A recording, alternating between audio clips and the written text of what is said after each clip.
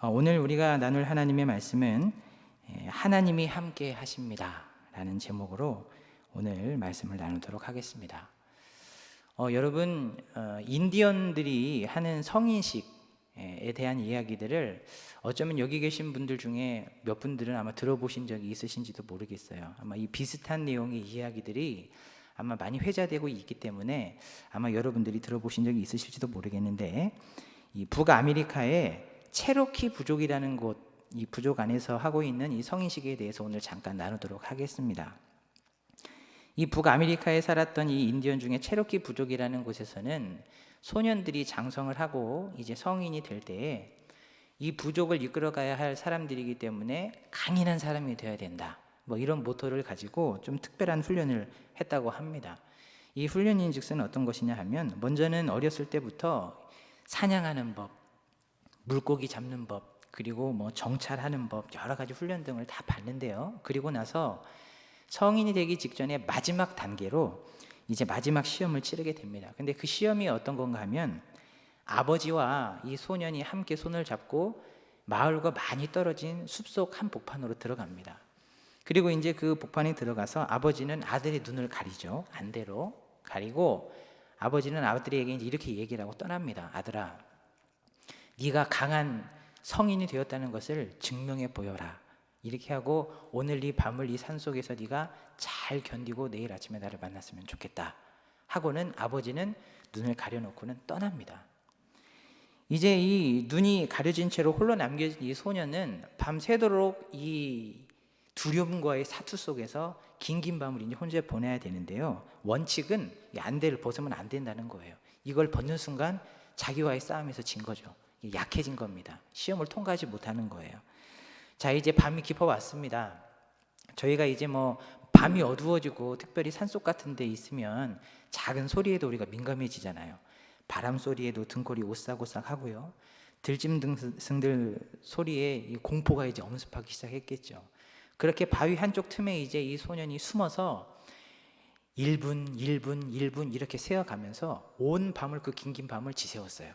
결국에는 아침이 밝았습니다. 시험에 통과한 거예요. 자, 이렇게 너무나도 긴 밤을 보내고 나서 아침이 되고 나서 이제 안대를 탁 벗었다는 거 아니겠어요? 근데 이 안대를 벗고 나서 굉장히 충격적인 사실을 이 소년은 알게 됐습니다. 무슨 사실이었냐면, 아버지가 옆에 있었다는 사실이었어요. 근데 이제 안대를 가르고 있었기 때문에, 또 아버지가 부스럭부스럭 하면 다 눈치를 챌 테니까 아무래도 인긴척이 느껴지지 않는 좀 떨어진 곳에 지켜보고 있었겠죠. 아버지가 이 아들이 행여나 다칠세라 이 뜬 눈으로 밤을 새가면서 이 아들을 지켜보고 보호하고 살피고 있었던 거예요. 근데 그 사실을 아침이 되어서 안대를 벗고 나서야 이 아들이 알게 된 거죠. 여러분, 이제 이런 비슷한 얘기들 아마 들어보신 적이 있을 것 같은데, 저는 벌써 이 얘기를 몇 번째 들었습니다. 근데 이 이야기를 가만히 들을 때마다 늘 한결같이 제 마음속에 남는 아쉬움이 있어요. 이제 그 아쉬움이 뭔가 하면, 만약에 이 소년이 이 성인식을 치르러 갔을 때, 물론 앞이 안 보이도록 안대를 하고 밤새도록 있었겠지만, 만약에 아버지가 자기 가까이에서 자기를 밤새도록 지켜보고 있었다는 사실, 그리고 있을 거라는 사실을 알고 그 시험에 들어갔다면, 이 사실을 확실히 믿고 시험에 들어갔다면 밤새도록 그렇게 떨지는 않았을 텐데, 밤새도록 그렇게 무서워서 벌벌 이렇게 공포 속에 이렇게 있지는 않았을 텐데 하는 생각이 들었습니다. 뭐 눈 가린 거는 뭐 중요하지 않죠. 왜냐하면 내 곁에 내 아버지가 나를 지켜보고 계시고 보호하고 계시는데 뭐 가려 있다고 뭐 두려울 게 있습니까? 그냥 아마 편안하게 잠을 잤을지도 모르겠어요.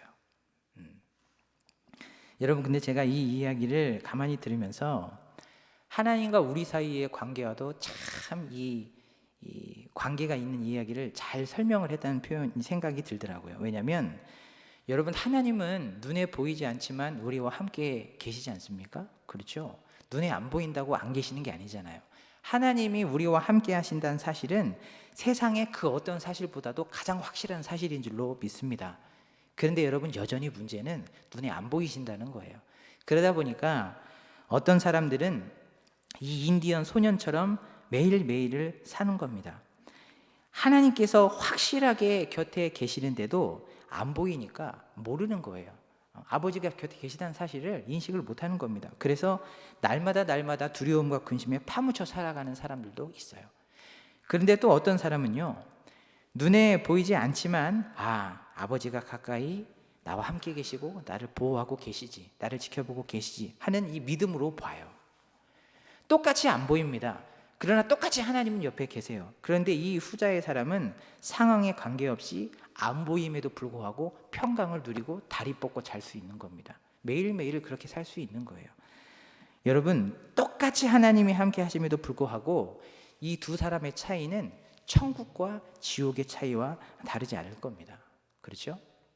자, 그러면 스스로에게 이제 질문을 한번 해보는 거예요. 그러면 나는 전자에 가까운 삶을 살고 있나?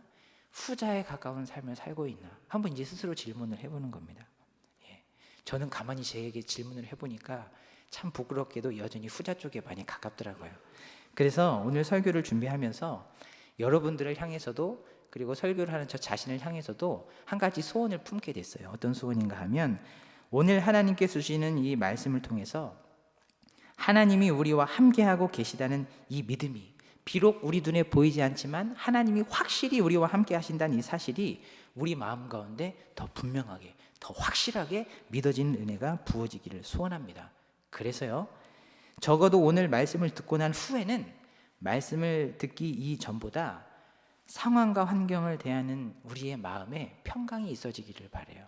그리고 상황을 대하는 우리의 태도가 조금 더 의연해졌으면 좋겠습니다. 그 믿음을 인하여서. 아멘이시죠? 그 은혜가 저와 여러분들에게 오늘 이밤 부어지기를 소원합니다. 자, 이제 오늘 본문 안으로 들어가 볼 텐데요. 오늘 본문 안에서 만날 이 야곱의 상황이 여러분 지금 굉장히 어려운 상황입니다. 마치 아까 우리가 나눴던 인디언 소년과 아주 흡사한 상황이에요. 인디언 소년이 어떤 상황이었죠? 아버지가 옆에 가까이에 있었는데 못 봤어요. 안 보이니까. 그래서 밤새도록 너무 두려운 상황 속에서 벌벌 떨고 지내지 않았습니까? 지금 야곱이 꼭 그 인디언 소년과 비슷한 상황 가운데 있어요. 굉장히 두려운 상황 한복판에 놓여 있습니다. 자, 그래서 오늘 본문을 보면 하나님께서 이 야곱에게 심히 부담스러운 요청 하나를 하세요. 무슨 요청을 하냐면요, 3절과 13절에 보면 이제 하나님의 요청이 잘 기록되어 있는데요, 제가 읽어드리겠습니다. 3절에 보면 이렇게 되어 있어요. 여호와께서 야곱에게 이르시되 내 조상의 땅 내 족속에게로 돌아가라는 겁니다. 자, 근데 13절에도 보면 또 한 번 이 말씀이 나오는데 후반절에 이렇게 기록이 되어 있죠. 지금 일어나 이곳을 떠나서 네 출생지로 돌아가라 하셨느니라, 이렇게 기록이 되어 있습니다. 여러분, 이게 무슨 말이에요? 어디로 돌아가라 그랬죠? 네 출생지가 어디예요? 이삭이 있는 아버지의 집 아닙니까? 근데 아버지의 집에는 누구도 있어요? 형 에서가 있잖아요. 근데 그 형 에서가 있는 곳으로 가라는 거예요. 언제요? 지금 지체하지 말고 지금 가라는 거예요. 이 문장을 가만히 보면 하나님이 굉장히 다급하게 지금 야곱을 이렇게 푸시하고 있는 느낌이 굉장히 들죠. 그러니 여러분, 야곱의 마음이 얼마나 힘들었겠습니까? 사실은 이 전까지도 야곱은 상황이 별로 안 좋았어요. 근데 하나님이 이 요청을 하고 난 이후부터는 야곱의 상황이 더 안 좋아졌습니다. 왜냐하면 가라시니 갈 수도 없고 남을 수도 없고 이런 상황이 된 거예요. 자, 근데 여러분, 왜 야곱의 상황이 힘든 상황인지, 왜 야곱이 떠날 수 없는 상황인지 우리가 좀 더 구체적으로 한번 살펴보시게요. 고향으로 돌아간다는 게 쉬운 일이 아닌 것이 번뜩 몇 가지 마음에 걸리는 게 있잖아요. 첫 번째, 뭐가 걸려요? 삼촌 라반이 걸립니다. 왜냐하면 여러분, 삼촌 라반에게 삼촌 나 지금 고향으로 돌아갈 거니까 보내주십시오. 그럼 순순히 보내주겠냔 말이에요. 안 보내주죠. 지난주에 우리가 이 서정보 목사님 이 바로 전 본문으로 설교를 하실 때 우리가 들어서 여러분 아시겠지만, 야곱이 삼촌에게 자기 아내와 자식들을 달라고 할 때 이게 당연한 건데 삼촌에게 허락을 받는 모습을 여러분들은 아마 보셨을 겁니다. 이 장면들을 보면서 우리가 충분히 알 수 있는 것은 이미 야곱 자신도 마찬가지고 삼촌 라반도 마찬가지고, 야곱은 나는 종이야, 삼촌은 너는 내 거야, 이게 서로의 생각 속에 20년 동안 완전히 콱 박혀서 각인이 된 상태인 거예요. 그러니까 여러분, 이 야곱이 돌아가려고 한다 그러면 방법은 두 가지밖에 없잖아요. 첫 번째, 삼촌한테 허락받고 가는 거. 두 번째, 도망가는 거. 근데 여러분, 삼촌한테 허락받으러 가면 허락해줄 일은 만무하고 도망간다고 치더라도 분명히 삼촌이 쫓아와서 해코지할 게 분명하잖아요. 그러니까 여러분, 이 야곱이 떠난다는 게 쉬운 일이 아니란 말이에요. 이것뿐인가요? 이를테면 삼촌이 허락해 줬다고 치자고요. 허락해 줬어요, 기적같이. 그러면 돌아가는 길도 사실은 문제가 많습니다. 왜냐하면 고향까지의 거리가 이 삼촌이 있는 집에서 약 800km 정도 되거든요. 쉽게 설명을 하면 우리가 있는 이곳에서 부산까지의 왕복거리하고 비슷합니다. 자, 근데 여러분, 이 길을 아내 데리고 가야 되죠. 꼬맹이들 데리고 가야 되죠. 종들 데리고 가야 되죠. 짐승들 데리고 가야 되죠. 이거 다 챙겨서 걸어서 부산까지 왕복을 한다? 여러분, 이거는 답이 안 나오는 일입니다. 그리고 이 길이 광야길이잖아요. 낮에는 더워요.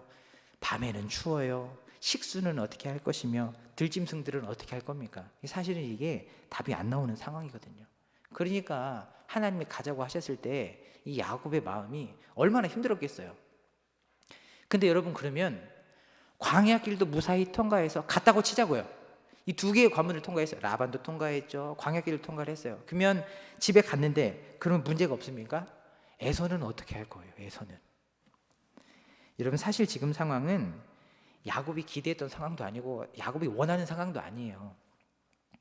그래서 여러분, 지금 야곱은 굉장히 심적으로 괴롭고 힘든 상황 가운데 놓여 있습니다. 그러면 여러분, 야곱이 남아있는 거는 그러면 쉽습니까?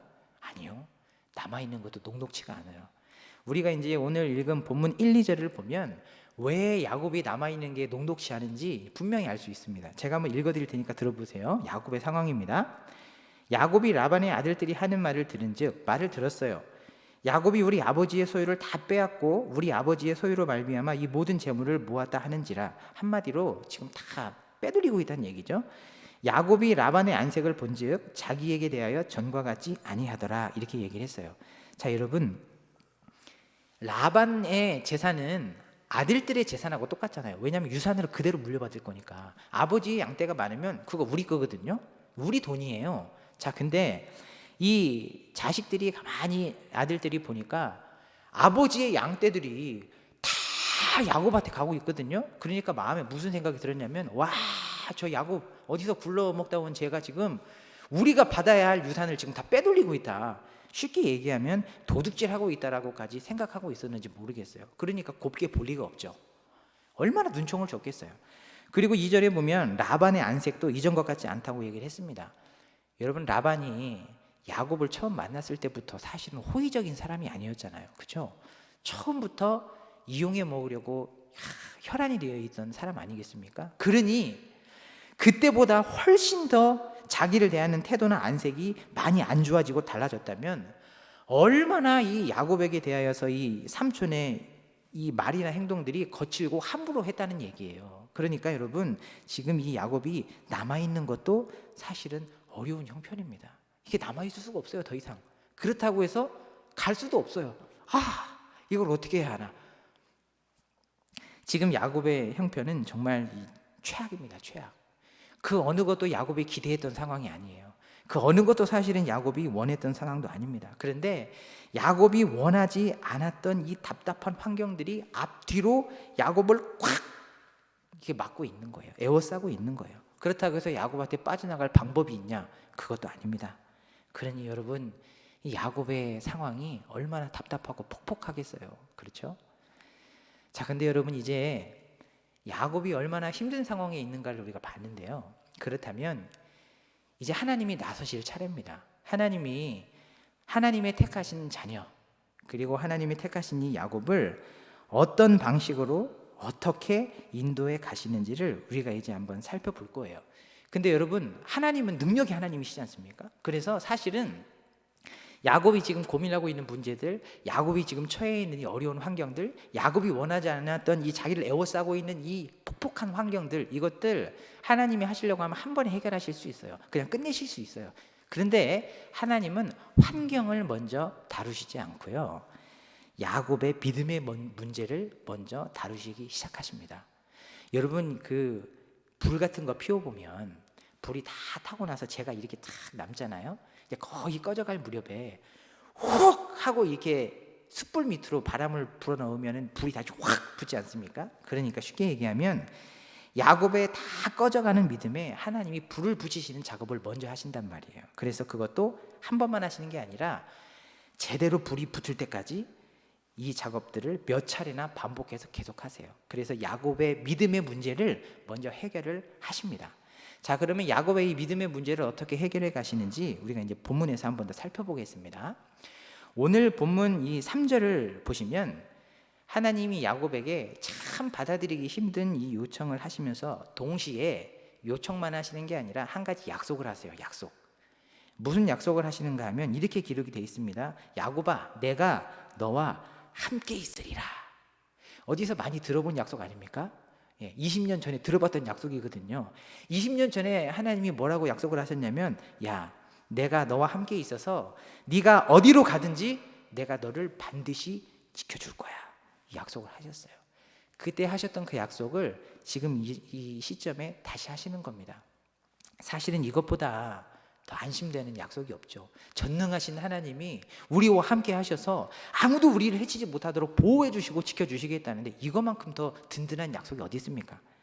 자, 근데 그럼에도 불구하고 야곱의 믿음의 상태가 그렇고 야곱이 또 뚫고 가야 할 환경 자체가 너무나도 높은 벽이었기 때문에 요 정도로는 좀 부족했던 것 같아요. 그래서 하나님이 한 번 더 야곱에게 믿음을 주시는 작업을 하십니다.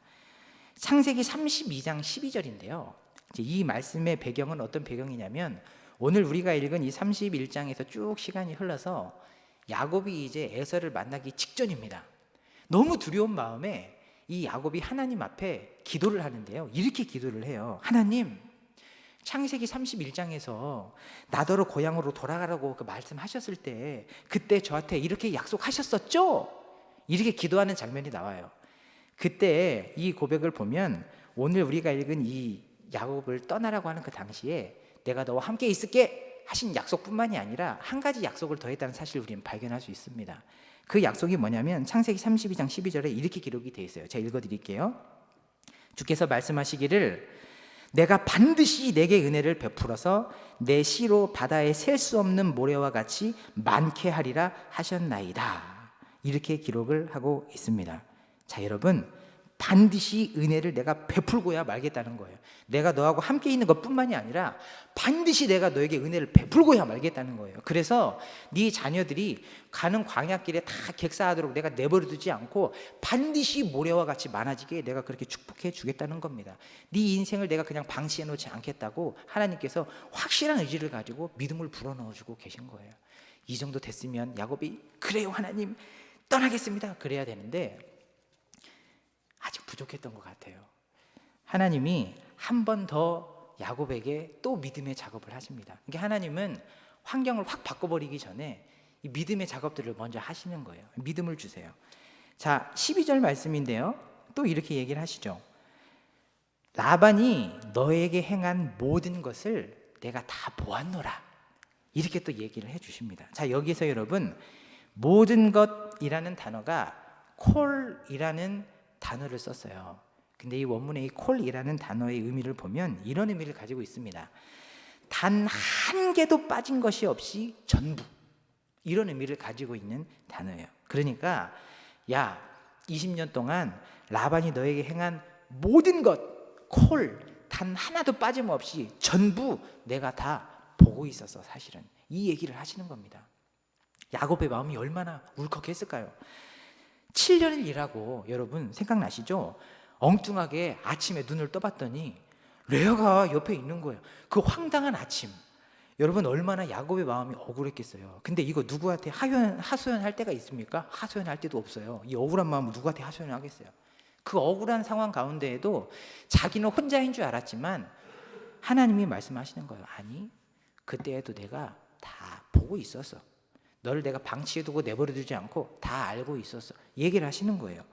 그 다음에 또 라반이 얼마나 뻔뻔하게 요구를 합니까? 라헬을 빌미로 이렇게 얘기하잖아요. 라헬 데려가고 싶어? 그러면 좀 힘들겠지만 7년 더 수고해줘야 되겠어. 이렇게 얘기하잖아요. 반강제로 노예 계약을 맺었던 그때. 얼마나 속 터지는 상황이에요. 그죠? 한 명도 내 편이 없어요. 객지에 있기 때문에 외롭고 힘들었을 겁니다. 근데 여러분 그때에도 하나님이 모르지 않았다는 거예요. 내가 다 보고 있었다. 내가 다 알고 있었다. 여러분, 그리고 20년 동안 라반이 얼마나 말이 달라졌습니까? 어제랑 말이 달라요. 오늘도 말이 달라요. 내일이 말이 달라요. 품삯을 자꾸 바꾼단 말이에요. 우라통이 치밀죠. 근데도 불구하고 야곱은 어떻게 일했어요? 밤잠을 설쳐가면서 일을 했습니다. 뜬 눈으로 밤을 새우는 게 하루 이틀이 아니었어요. 그 밤에도 뜬 눈으로 밤을 새우면서 그 억울한 마음을 쳐가면서 아무도 내 편이 없다고, 아무도 내 상황을 모른다고, 외롭다고 힘들다고 그렇게 뜬 눈으로 밤을 새우던 그 밤에도 하나님은 야곱의 곁에서 그 상황을 보고 계시고 알고 계셨다고 얘기를 하는 겁니다. 삼촌들의 자녀들이 이제 눈총이 따가워지고 있습니다. 라반도 안색이 바뀌었어요. 자기에게 이제 막 대놓고 함부로 합니다. 얼마나 서러웠겠어요. 여러분, 이렇게 눈물 날 때에도 하나님이 하나도 빠짐없이 다 보고 있었느라고 얘기를 하는 거예요. 이 얼마나 눈물 나는 상황입니까? 여러분, 그렇잖아요. 여러분, 이런 경험 있지 않으세요? 아무도 내 마음을 몰라주는 것 같을 때, 내 깊은 속내를 아무에게도 털어놓을 수 없을 때, 근데 어떤 사람이 그 마음을 알아주는 거예요. 그 마음을 안다고 다독여 주는 거예요. 그러면 여러분, 우리 마음 가운데 응어리져 있던 그 눈물이 팍 터지는 거잖아요. 그때 위로를 얻는 거잖아요. 그리고 그 사람을 향한 신뢰가 쌓이는 거잖아요. 그렇죠?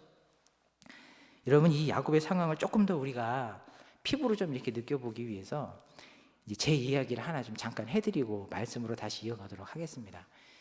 이제 2008년부터 8, 9, 10, 11, 12년, 13년까지 한 5, 6년 정도가 제가 예전에 한번 말씀드리기를 이 광야의 시기를 저희가 지나왔다고 말씀드린 적이 있어요. 특별히 이제 그때는 죄에 대한 문제와 재정에 대한 문제들은 아주 혹독하게 훈련을 받았던 때거든요.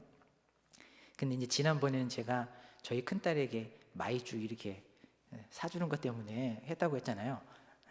그게 1탄이었고요. 뭐 많이 있지만 그 중에 이제 한 가지만 제가 또 잠깐 나누고 가겠습니다. 저희 둘째 주경이를 이제 출산할 때예요. 그때가 이제 2010년 1월이었네요. 이때 제가 기억으로는 수련회를 갔다 왔습니다. 이제 수련회 제가 간사로 이제 수련회를 갔다 오는 그날이었어요. 근데 수련회 갔다 온 그날 출산 날이었거든요. 그래서 수련회 짐을 이제 막 대충 이렇게 조그만한 경차에다가 막 우격다짐을 넣고 이렇게 풀고 이제 아내를 태우고 산부인과를 가야 되는데, 그때 당시에 타이어 한쪽이 펑크가 났는데 펑크 때울 돈이 없어가지고 보조 타이어를 딱 껴놓고는 이렇게 덜덜덜덜 항상 이렇게 다녔었거든요. 근데 이제 아내를 태우고 산부인과를 가려고 하는데 시동을 거는데 시동이 안 걸리는 거예요. 이상하다. 빨리 가야 되는데 봤더니 기름이 없어요.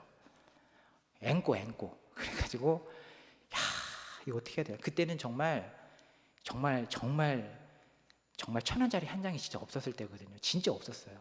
그래가지고 어떡하나 이거 빨리 산부인과에 가긴 해야 되는데, 그러고 있다가 번뜩 생각난 게 이 보험 서비스 있잖아요. 그 전화를 해가지고 기름 좀 넣어주십시오. 그렇게 해가지고 한 10,000원 정도 넣고 이제 갔습니다.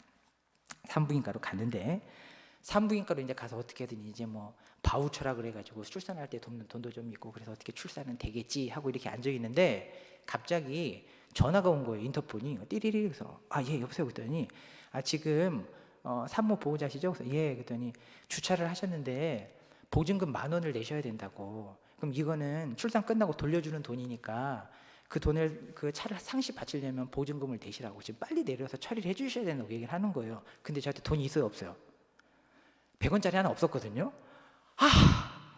걱정이 되기 시작하는 거야. 10,000원을 어떡하지? 그렇게 있다가 이제 하나님께 기도를 했습니다. 하나님, 저를 좀 살려주십시오. 눈먼 돈이 통장에 들어와 있을 줄로 믿습니다. 그리고 우리은행 근처에 있었거든요. 그 ATM기로 무작정 가가지고 검색을 해봤어요. 주님이 주셨으리라. 그때 빵원. 그래서 그렇게 한 우리은행 ATM기를 한 30번 왔다 갔다 한 것 같아요. 진짜 농담이 아니고요. 왔다 갔다. 하나님 주세요. 10,000원을 빨리 주차장에 내야 되는데 이게 안 주셨어요. 근데 그 찰나에 저희 장모님이 이제 출산한다고 하니까 딸 있는 데를 들르느라고 분당에 들렀습니다. 그리고는 진짜 여러분 웃긴 게 뭔지 아세요? 내가 지금 현금이 없어가지고 10,000원밖에 없다. 그리고 10,000원을 이렇게 주고 가지는 거예요. 그래서 할렐루야, 하나님 우리 살려주셨다. 그래가지고 얼른 내려가서 이 주차 거기에다가 10,000원을 주고 이제 그걸 해결을 했어요. 그리고 이제 살았다. 이제 출산을 할 수 있겠다. 그리고 무사히 출산을 했습니다. 출산을 하고 이제 저녁 먹을 때쯤이 됐는데 간호사실에서 다시 인터폰이 왔어요. 띠리리, 여보세요? 아, 예, 보호자 되시죠? 산모가 출산을 했기 때문에 이제 저녁에 좌욕을 해야 되는데 좌욕기를 쓰시려면 10,000원을 보증금을 내셔야 된다는 거예요. 그래서 다시 10,000원이 필요하게 됐구나. 이거 어떡하나 하고 있다가 보니까 아내가 마침 며칠 전에 싼 값에 내놓은 뭐 좌욕기가 있어서 그걸 인터넷에나 구입을 해놨다고. 근데 그게 집에 있다고. 그걸 갖고 오면 된다고. 그래가지고 옳다. 그러면 이제 간호사실에는 그걸 안 하겠다고 하고 집에를 갔어요. 근데 여러분, 가다가 또 문제가 발생한 게, 차를 타고 이제 덜덜덜덜 집에 가서 좌욕기를 가지러 와야 되잖아요. 빨리 아내 출산했으니까 좌욕도 해주고 이제 도와줘야 되는데, 저녁이 돼서 이제 막 갔는데 가다가 불사 기름이 또 떨어졌어요. 중간에 10,000원밖에 안 넣었거든. 그래가지고 어떡하나 하다가 주변 주유소 한 3군데를 들어가서 도와달라고 그랬어요. 사정이 이렇게 됐는데 오늘 기름 넣고 내일 돌려드리겠습니다. 좀 도와주십시오. 근데 다 퇴짜를 났어요. 고민을 하다가 한 번 더 서비스를 부르자니 자존심이 상하고. 근데 어떻게 해요? 서비스를 다시 불렀어요. 그랬더니 그 아저씨, 똑같은 아저씨가 오더라고요. 오셔가지고, 아니 아직도 기름을 왜 안 넣으셨어요? 기름을 빨리 넣으셔야지. 그리고 넣어주고 가셨어요. 그렇게 이제 차를 타고 다시 집으로 왔습니다. 와가지고 이제 차를 세워놓고 집으로 가는 길목에 이렇게 가만히 횡단보도에 서 있었는데, 저 건너편에 붕어빵 아저씨가 붕어빵을 막 굽고 있더라고요. 근데 여기에 허리에 차는 전대를 차고 있었어요. 근데 제가 그래도 그때 간사였지만 그래도 신앙이 참 좋은 사람이었거든요. 근데 멀찌감치해서 이렇게 가만히 신호대기를 하고 있는데, 저도 모르게 무슨 상상이 되고 있었냐면, 신호가 떨어지면 이쪽으로 달려가서 허리띠를 딱 이렇게 풀러서 사람 없는 저쪽으로 도망가면 딱 되겠다, 이 생각을 나도 모르게 하고 있는 거예요. 나도 모르게. 그래서 번뜩 놀랐어요. 이거 무슨 짓이냐 이렇게 하고는 저도 깜짝 소스라치게 놀라고는 집으로 들어가서 좌욕기를 챙겨서 가려고 봤더니, 자, 이제 돌아가려면 또 뭐가 필요해요? 기름이 필요하잖아요. 가다가 또 앵꼬가 날 것 같은 거예요. 그래서 어떡하나 해가지고 집에 있는 저금통을 다 털었어요. 저금통을 다 털었는데 만 몇십 원이 나오더라고요. 하고 그 동전을 다 가지고 그 세븐일레븐 집 앞에 있는 편의점에 가가지고 후루룩 이렇게 쏟아놓고, 이거 10,000원짜리를 좀 바꿔주세요. 진짜 창피했습니다. 그렇게 10,000원짜리를 바꿔가지고 다행히 기름을 넣고 저녁 10시, 11시가 돼서야 간신히 집에 들어갔어요. 근데 이제 집이란다. 병원에 들어갔죠? 병원에 들어갔는데 아내가 아무 말 없이 저를 물끄러미 쳐다봤고, 저도 아내를 아무 말 없이 물끄러미 쳐다봤는데 말하지 않아도 서로에게 대화가 통했어요. 무슨 말을 하고 있었냐면, 나는 여보 진짜 미안해. 나같이 능력 없는 남편 때문에 출산을 했는데 제대로 살핌도 못 받고 진짜 너무 미안해. 가만히. 근데 우리 아내는 저한테 눈빛으로 그렇게 얘기하는 것 같았어요. 괜찮아. 수고했어. 괜찮아. 토닥토닥. 많이 울었어요. 그렇게 하고 그 다음 날이 됐어요. 이제 아마 그 다음 날이 제 생각으로는 아마 무슨 예배가 있었던 것 같은데, 이제 교회 가가지고 막 일을 하고 있었는데, 그때 이제 당시에 담임 목사님이 갑자기 평소엔 잘 안 부르시는데 사무실로 부르시더라고요. 부르셔가지고 앉아봐. 앉았어요. 근데 가만히 저를 보고 계시다가 갑자기 제 어깨에 손을 탁 이렇게 얹으시더니 딱 한마디 하셨어요. 많이 힘들지? 내가 다 알아. 이 얘기 한마디 하셨거든요. 많이 힘들지? 내가 다 알아. 이 한마디 했는데 정말 눈물을 바가지로 쏟았습니다. 막 멈추질 않는 거예요. 막 그 안에 응어리졌던 이것들이 막 펑 터져가지고 막 꺼이꺼이 울었어요. 그리고 나서 봉투를 하나 이렇게 내밀어 주셨어요. 그러면서 출산하는데 보태쓰라고. 근데 그 봉투를 가지고 아내에게 달려가는 그 차 안에서 내내 정말 앞이 안 보일 정도로 울면서 갔어요. 우리 아내에게 이제 돈 걱정 안 하고 출산을 마칠 수 있는 이 은혜가 왔다. 그리고 막 서러운 마음도 들잖아요. 그리고 그분이 나의 상황을 이렇게 알고 계셨구나, 이해해 주셨구나, 이런 생각이 드니까 막 눈물이 쏟아지더라고요. 제가 이렇게 길게 이 이야기를 왜 했냐면요, 야곱의 심정을 우리가 피부로 같이 느껴보자는 거예요. 여러분, 누군가가 아무에게도 얘기할 수 없었던 내 깊은 속내를 알아줄 때, 여러분 그 마음에는 이 눈물샘이 터지는 법이거든요. 그냥 마음이 무너져 내리는 법이거든요. 그렇죠? 근데 여러분, 야곱이 얼마나 억울한 20년을 보냈습니까? 아무에게도 얘기할 수가 없었고요. 누구 하나 자기 편이 없었고요. 어디 하소연할 데도 없었고요. 그 억울한 심정을 가슴에 꾹꾹 누르고 20년 동안 왔는데 하나님이 그때 얘기를 하시는 거예요. 야곱아, 너 그때 그 밤에, 그때 그 아침에, 너 그때 그 막 울고 있었을 때, 너 그때 한숨 쉬고 있었을 때, 너 그때 억울해하고 있었을 때 있잖아. 내가 다 보고 있었어. 내가 다 알고 있었어. 내가 네 옆에 계속 있었어. 얘기를 하니까 이 야곱의 마음이 그냥 무너져 버린 거예요. 아마 성경 본문에는 안 나오지만 진짜 많이 울었을 것 같아요. 그러니까 하나님은 지금 무슨 작업을 하고 계시냐면, 떠나라는 이 정말 다 감당할 수 없는 요청을 하셨지만 동시에 그 환경을 뚫고 갈 수 있는 이 믿음을, 하나님을 향한 신뢰를 다시 지금 그 마음 가운데 분리도 일으켜 주시려고 노력을 하고 계신 거예요. 내가 이렇게 너와 함께 했지 않냐, 앞으로도 함께 할 거다. 그러면서 마지막으로 13절에 뭐라고 또 믿음을 주시냐면 이렇게 고백을 하세요. 나는 베델의 하나님이 아니냐. 베델의 하나님. 여러분, 창세기 28장 15절에 야곱이 집 쑥대밭 만들어 놓고 삼촌 집에 가는 중간에 광야 한복판에서 차가운 돌베개 베고 잘 때요, 하나님이 만나 주시잖아요. 그때 하나님을 만났던 감격을 야곱이 이렇게 표현했었어요. 28장 16절에 보면 이렇게 고백했습니다. 야곱이 잠이 깨어 이르되 여호와께서 과연 여기에 계시거늘 내가 알지 못하고 있었구나. 눈에 안 보이지만 여호와 하나님이 나와 함께 여기에 계셨거늘 내가 그 영안을 떠서 그 하나님을 바라보지 못하고 나 혼자 있다고 생각하고 이렇게 주눅들어 있었구나. 하나님이 나와 함께 계시구나. 그 전율과 그 경이로움과 그 감격과 그 감사와 감동을 느꼈던 그 밤, 그 밤에 그 하나님의 이 이름을 하나님께서는 다시 상기시켜 주는 거예요. 야곱아, 20년 전 생각나지? 내가 베델의 하나님이니라. 그날 너와 함께 했던 내가 그 하나님이니라 얘기를 해주고 계시는 거예요. 야곱의 이 마음속에 그때의 그 감정, 그 감격을 다시 활활 불타오르도록 하나님께서는 이 믿음을 부추기고 계셨습니다. 여러분, 이렇게 여러 차례에 걸쳐서 이 어려운 환경 속, 자기가 원하지 않은 환경 속에 꽉 매여 있는 이 야곱의 믿음의 문제를 하나님은 먼저 다루셨어요. 이렇게 하시니까 야곱의 마음에 이제 진짜 믿음이 생겼습니다. 믿음이 생겼어요.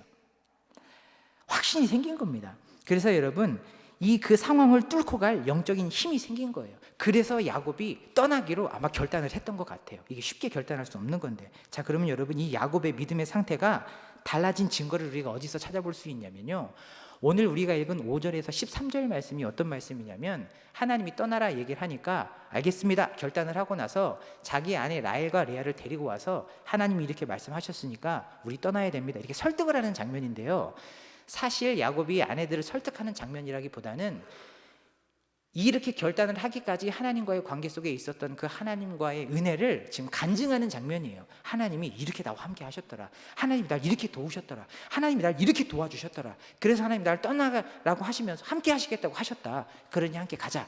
이렇게 간증을 하는 장면입니다. 자, 그럼 그 간증을 한번 우리가 들어볼까요? 5절에 이렇게 돼 있어요. 내가 보니까 내 재산이 많아지는 것 때문에 그대들의 아버지의 안색이 이전과는 완전히 달라졌더라. 뿐만이 아니라 그 아들들도 합세를 해가지고 나한테 막 함부로 하고, 나는 도대체 외톨이라 나를 도울 사람이 아무도 없어서 마음이 사실 두려웠는데 가만히 돌아보니까 그때에도 하나님이 함께하고 계셨더라. 지금 라헬과 레아 앞에서 간증을 하고 있는 겁니다. 7절이에요. 그래서 품삯을 수도 없이 바꾸고 또 바꾸고 이렇게 계속 가다가는, 이 지경이다가는 언젠가는 나를 해칠지도 모르겠다라는 두려움이 마음에 엄습한 거예요. 근데 돌아보니까 그때도 그를 막으사 나를 해치지 못하게 하나님이 지켜주셨더라. 라헬과 레아 앞에서 계속 지금 간증을 하고 있는 겁니다. 8절 9절이에요. 처음에는 삼촌 라반이 그랬거든요. 야, 얼룩무늬 있는 거 점 있는 거 다 네 거야, 가져 얘기했는데, 어느 날 보니까 얼룩무늬 있는 게 자꾸 많아지니까 말을 바꾸는 거예요. 야, 얼룩무늬 말고 점 있는 것만 가져가. 그랬다가 또 하나님이 점 있는 걸 막 이렇게 해주니까 야, 점 있는 거 말고 얼룩무늬만 가져가. 이거를 몇 번을 한 거예요. 몇 번을. 얼마나 옹졸합니까? 근데 라반이 이렇게 계속해서 술수를 썼는데도 그대들의 아버지의 가축을 빼앗아서 내가 마땅히 받아야 할 보상을 다 채워주시더라. 이거 누가 하셨냐? 하나님이 그렇게 하셨더라. 그렇게 이 라반은 나를 술수를 써서 이렇게 속에 넘기려고 했지만 하나님이 그거 다 막아주셨더라. 하나님이 함께 하셔서 다 내가 받을 것들을 돌려주셨더라. 이렇게 고백을 하고 간증을 하는 대목입니다. 여러분 보세요. 야곱이 확실히 믿음이 달라졌죠. 그렇죠? 지금 야곱의 믿음에 확실히 불이 붙었잖아요. 그렇죠? 맞아요. 확실히 환경을 뚫고 갈 만한 영적인 힘이 이제 야곱에게 생겼습니다. 그래서 떠나기로 결단을 하고 아내들 불러다 놓고 가자 한 거예요. 자, 여러분, 이렇게 하나님께서는 먼저 이 어려운 환경 속에 있는 야곱이 그 환경을 뚫어낼 수 있는 믿음의 문제를 먼저 이렇게 다루신 후에, 그리고 나서 이 야곱이 염려하고 고민하고 있던 환경의 문제들도 해결해 가기 시작하십니다. 자, 그러면 질문을 한번 할게요. 야곱이 지금 가장 걱정했던 게 뭐예요? 떠나면서 두 사람이잖아요. 뭐 광야길이야 그걸 둘째 치고라도 누구를 지금 제일 걱정하고 있었죠? 라반하고 에서잖아요. 자, 근데 여러분, 이 야곱이 고민하고 걱정하고 있던 이 너무 뼈가 마르도록 근심이 됐던 이 문제들을 하나님이 이 믿음의 문제를 다루고 나서 어떻게 해결해 가신지 한번 보세요. 창세기 31장 24절에 보면은 이런 기록이 있습니다. 밤에 하나님이 아람 사람 라반에게 현몽하여 이르되 너는 삼가 야곱에게 선악간에 말하지 말라 하셨더라.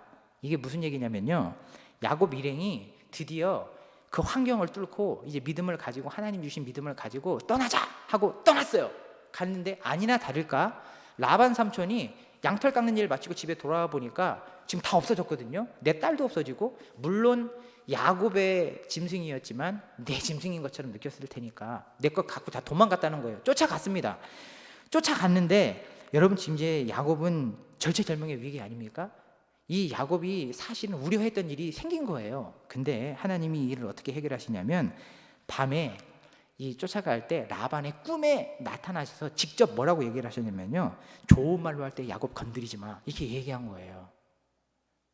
여러분, 일이 이렇게 쉽게 해결될 줄 누가 알았어요?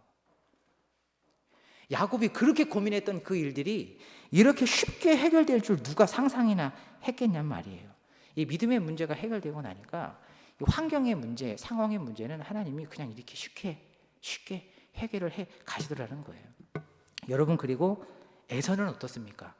에서 20년 동안 수건이었잖아요. 20년 동안 그 마음의 언저리에 있었던 짐 아닙니까? 이걸 어떻게 해결해야 할까? 어떻게 해결해야 할까? 가면서도 이게 제일 걱정이었어요. 자, 근데 20년 동안 살기 충만했던, 칼을 갈았던 에서의 마음도 여러분 기적까지 바꿔주시잖아요. 하나님 위로 손을 써주셔서 아무 일 없었던 듯이 야곱과 에서는 재회를 하고 그렇게 헤어지지 않습니까? 하나님이 다 그 마음을 바꿔주셨어요. 하나님이 하신 겁니다. 여러분, 사실 떠나자고 하실 때 야곱은 죽을 만큼 힘든 상황이었지만 하나님에게는 다 생각이 있었어요. 다 생각이 있었어요. 야곱이 몰랐을 뿐이지. 여러분, 말씀을 맺으면서요, 야곱은 매 순간순간마다 아마 피가 마르는 고민과 걱정들 속에서 굉장히 답답한 세월을 아마 살았을 거예요. 왜냐하면 그것도 그런 것이 앞을 미리 내다볼 수 없으니까 그럴 수밖에 없죠. 근데 이제 이 야곱의 상황을 보면서도 저는 마음에 아쉬움이 남는 거예요. 아까 우리가 봤던 인디안 소년처럼. 인디안 소년은 어땠어요? 옆에 아빠가 있었잖아요. 이걸 몰랐어요. 이걸 알았다면, 이걸 믿었다면 그냥 안대를 가리고 있어도, 아빠가 눈에 안 보여도 그냥 발 뻗고 잤을 텐데 그랬단 말이에요. 근데 이 야곱도 저는 똑같은 아쉬움이 생기는 거예요. 왜냐하면 우리는 성경을 통해 야곱의 과거와 현재와 미래를 다 보고 있잖아요. 물론 야곱은 그 당시에 이 성경 속에 이렇게 들어가 있는 사람이기 때문에 우리처럼 이렇게 볼 수 없는 상황이기 때문에 힘들었겠죠. 그러나 우리는 다 보고 있잖아요. 그렇죠? 야곱 조금만 가면 하나님 다 이렇게 이렇게 쉽게 해결할 건데, 이렇게 걱정 안 해도 되는데, 하나님이 다 생각이 있으신데, 하나님이 다 알고 계신데, 이거 알았으면 이렇게 20년 동안 걱정하고 고민하고 안 살았을 텐데, 그나마 덜 이 염려하고 살았을 텐데, 이런 아쉬움이 자꾸 마음에 남는 거예요. 야곱이 조금만 더 일찍 이런 하나님을 만났더라면, 더 확실히 믿었더라면 훨씬 더 덜 고민하고 20년을 보내지 않았을까 하는 아쉬움도 제 마음 가운데 남았습니다. 자, 근데 여러분, 이런 맥락에서 보면 저와 여러분들은 참 복받은 사람들입니다. 얼마나 복받은 사람들인지 몰라요. 왜냐하면 성경을 통해서 하나님이 그 자녀들을 어떤 방식으로 인도해 가시는지 우리는 계속 보고 있잖아요. 그렇죠? 성경의 인물이 이러한 상황 속에 있을 때, 아, 하나님은 이러한 방식으로 이렇게 인도해 가셨구나. 우리도 그런 상황 속에 있을 때에 우리는 이 성경의 인물들의 이 삶을 이끌어 가신 하나님의 방식을 보면서, 아, 우리도 그렇게 이끌어 가시겠구나라고, 우리는 아직 살아보지 않았지만 우리 앞에 미리 닥칠 이 미래를 어느 정도는 우리가 예측해 볼 수 있습니다. 그렇죠? 그래요. 그 인생의 그림을 어떻게 그려가시는지 어느 정도는 우리가 내다볼 수 있다는 얘기예요. 여러분, 우리의 상황도 어쩌면 이 야곱의 상황과 같은 상황일 수도 있어요. 저도 그렇고 여러분들의 상황도 그렇습니다. 의도하지 않았고 기대하지 않았던 상황들이 자꾸 생기는 거예요. 힘이 들죠. 사실 여러분, 우리가 살다 보면 우리가 계획했던 대로, 우리가 원하는 대로 일이 다 그렇게 됩니까? 조금 전에도 제가 설교하기 전에 저는 전도사님한 동기 목사가 됐죠. 동기 목사가 그런 얘기를 하더라고요. 잠깐 통화를 했는데, 야, 나 셋째 가졌다. 전혀 예상을 못했는데 생겨버렸어. 그러면서 얼마 전에 내가 경차를 하나 새 차를 뽑았는데, 셋째가 생기는 바람에 이 차를 팔아야 될지 말아야 될지 지금 내가 굉장히 고민이다. 그러면서 이런 얘기를 하더라고요. 인생이 내 뜻대로 되는 게 하나도 없어. 이런 얘기를 하더라는 거예요. 이거 그렇잖아요, 여러분. 우리가 인생을 살다 보면 내가 원하는 대로, 내가 기대하는 대로, 내가 계획한 대로 이 상황이 되는 경우가 얼마나 돼요.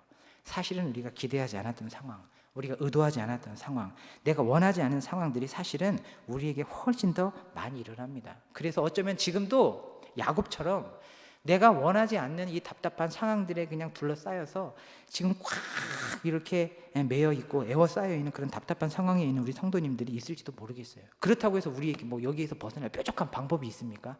없잖아요. 그렇죠? 그러나 여러분, 적어도 오늘 우리에게 주신 이 말씀 앞에 우리 너무 걱정하지 마시자고요. 안 보인다고 해서 안 계시는 게 아닙니다. 야곱 곁에 늘 계셨던 하나님이 지금 우리 곁에도 눈에 안 보이지만 함께하고 계시는 줄로 믿으시기를 바라요. 이 믿음을 여러분 가지세요. 이 믿음을 가진 자와 갖지 않은 자의 삶은 천국과 지옥 차이입니다. 똑같이 하나님이 여러분 곁에 계신단 말이에요. 그런데 누군가는 그 하나님이 눈에 보이지 않지만 함께하고 계시는 사실을 믿는 자와 그렇지 않은 자의 삶은 완전히 다르다는 겁니다. 여러분, 야곱의 하나님이 바로 저와 여러분들의 하나님이신 줄로 믿으시길 바랍니다. 여러분, 우리가 서로 교제를 하면서도 그렇잖아요. 집사님, 권사님들 함께 교제하면서 누군가가 누군가에게, 집사님, 나 삶 속에서 이 기도 제목이 이렇게 있었는데 하나님이 이렇게 응답하셔서 이렇게 기적같이 응답해 주셨어. 하나님 정말 좋으신 분이야. 이런 얘기 들으면 여러분 어떤 감정이 먼저 드세요? 시기와 질투하는 마음이 막 드세요? 아니죠. 감사하는 마음이 들잖아요. 왜 감사하고 막 기대하는 마음이 듭니까? 그 집사님의 삶 속에 역사하신 하나님이 내 하나님이거든요. 그 집사님의 삶 속에 역사하신 하나님이 내 삶 속에도 똑같이 역사하실 수 있거든요.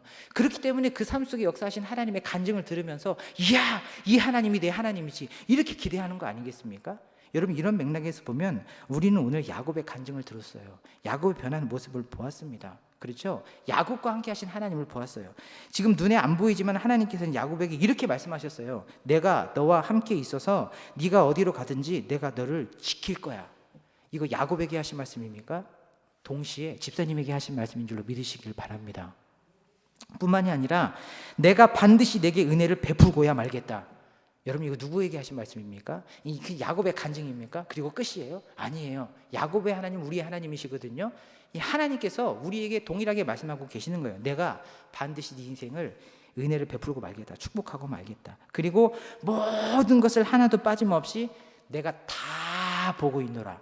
내가 다 알고 있노라. 너 거기에서 한숨 쉬고 있을 때, 너 거기에서 고민하고 있을 때, 너 거기에서 눈물 흘리고 있을 때 내가 다 보고 있노라. 내가 다 알고 있었노라. 나에게 다 생각이 있노라. 이거 누구에게 하신 말씀입니까? 오늘 저와 여러분들에게 하시는 하나님의 음성으로 들으시기를 바랍니다. 여러분, 오늘 하나님께서는 이 밤에 우리의 믿음의 문제를 다루기를 원하세요. 특별히 하나님께서는 오늘 이 말씀을 통해 우리의 마음에 믿음의 선물을 주기를 원하시는 줄로 믿으시길 바랍니다. 여러분, 그렇다면 우리가 이 밤에 믿음을 구하시자고요. 이 상황을 뚫고 갈 수 있는 믿음을 구하시자고요. 그렇게 할 때 하나님께서 우리의 마음 가운데 믿음을 주실 것입니다. 야곱에게와 같이요. 그리고 견디고 뚫고 갈 수 있도록 도와주실 거예요. 그리고 여러분, 더불어서 기대하세요. 하나님께서 믿음의 문제를 다루신 후에, 그리고 나서 우리가 고민하고 염려하고 걱정하고 있던 환경의 문제들은 쉽게 해결해 주실 수 있습니다. 야곱에서와 같이 우리의 삶 속에도 하나님께서는 그렇게 일하실 줄로 믿으시기를 바라요. 아멘이시죠? 네, 하나님이 역사하시면 뭐든 하실 수 있습니다. 오늘 야곱을 아시고 인도하시고 도우신 하나님은 저와 여러분들의 인생 가운데에도 지금 함께하고 계신 줄로 믿습니다. 여러분, 그러니까 어깨 펴고 사세요. 움츠러들지 마시고요. 아셨죠?